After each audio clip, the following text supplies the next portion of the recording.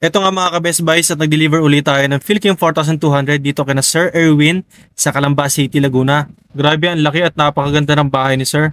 Naisip ko tuloy, saan niya kaya gagamitin yung maliit na generator na ito? Naka-factory seal pa yung ating generator, so dito na lang namin isa-set up. Ganun kasi kami ka-confident na maayos yung Philking 4200. So i-open natin yung side panel, lagyan natin ng langis at gasolina. Ayan, naka-ready na. At nire-request nga natin si ate na siya yung pumindot para mag-start yung generator. Kaso lang baka daw sumabog. Kaya naman ako na lang yung pumindot.